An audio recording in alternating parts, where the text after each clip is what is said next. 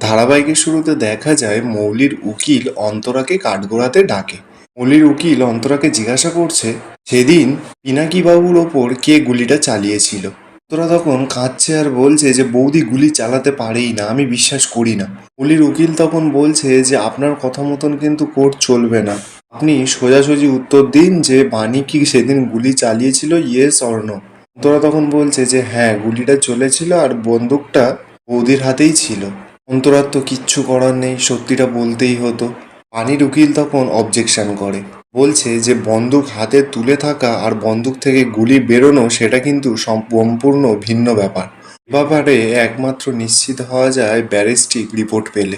আমি ইনভেস্টিগেশন অফিসারকে রিকোয়েস্ট করব ব্যারিস্টিক রিপোর্ট আদালতে পেশ করাবার জন্য। এরপর দেখা যায় মৌলির হাত করা অফিসারটা জাজকে ব্যারিস্টিক রিপোর্টটা গিয়ে দিয়ে দেয়। জাজ তো ব্যারিস্টিক রিপোর্টটা পড়ে সকলকে বলছে যে এই ব্যারিস্টিক রিপোর্টে লেখা আছে পানি চ্যাটার্জির হাতে যেই বন্দুকটা ছিল সেই বন্দুকের গুলিই পিনাকির বুকে গিয়ে লেগেছিল। উনি তো শুনেই পুরো অবাক।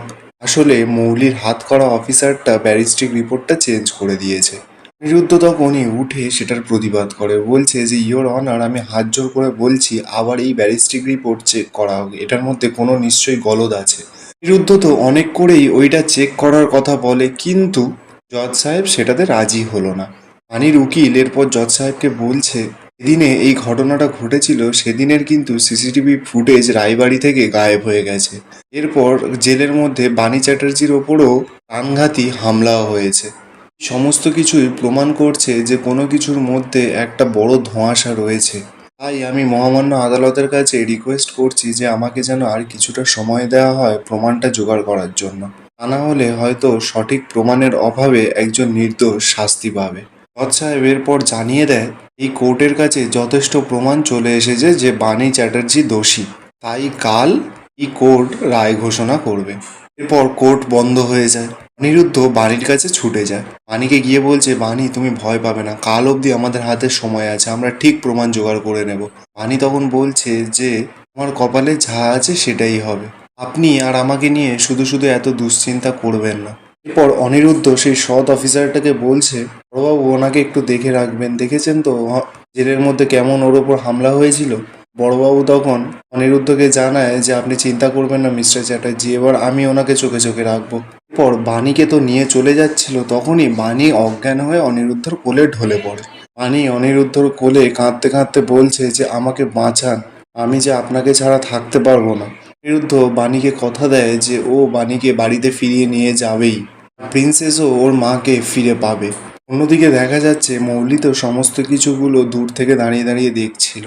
মৌলি মনে মনে বলছে অনিরুদ্ধ, তোমাকে আর ওই বাণীকে আমি কোনোদিনও এক হতে দেব না।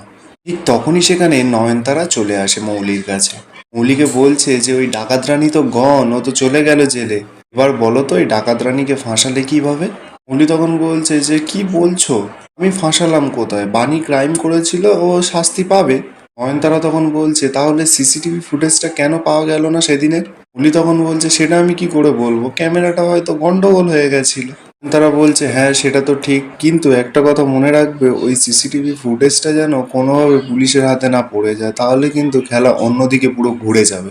মৌলি তখন বলছে যে পুলিশের কাছে পৌঁছবে কি করে, আমি তো ওটা আমার অফিসের কম্পিউটারে সেভ করে রেখে দিয়েছি। কথাটা বলেই তো মৌলি বুঝতে পারে যে ও কত বড় কথাটা ভুল বলে ফেলেছে। অত নয়নতারা পুরোটা ধরতে পারে যে এই সমস্ত কিছু মৌলিরই কাজ। মৌলিকে বলছে দিদিভাই আমি তো এই গ্রাউন্ডের পুরাতন প্লেয়ার, আমি তাই আমার কাছে কিচ্ছু লুকাতে পারবে না। এরপর নয়নতারা মৌলিকে বুদ্ধি দেয় যে ওই সিসিটিভি ফুটেজটা নষ্ট করে দিতে। এরপর মৌলিরা ওখান থেকে চলে যায়। ঠিক তখনই দেখা যায় অনিরুদ্ধ তো আড়াল থেকে ওদের সমস্ত কথাগুলো শুনে নেয়।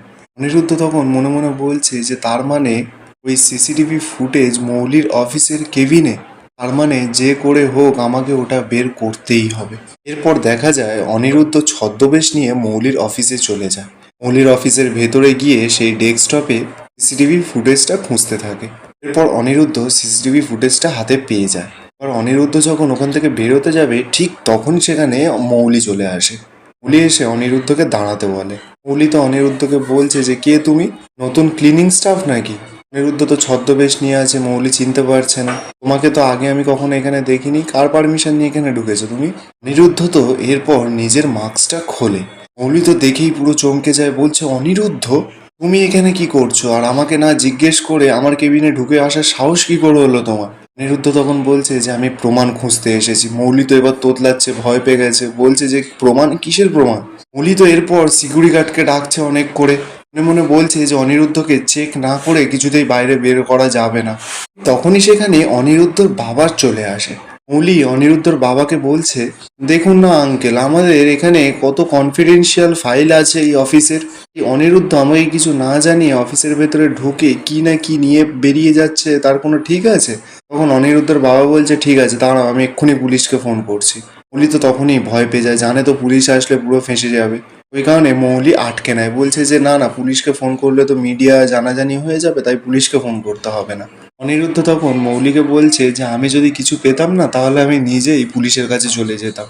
মৌলি তখন মনে মনে বলছে, তাহলে কি অনিরুদ্ধ কিছুই পায়নি নাকি মিথ্যে কথা বলছে? না না, মুখের কথায় কিচ্ছু বিশ্বাস করা যাবে না, ওকে ভালো করে সার্চ করতে হবে।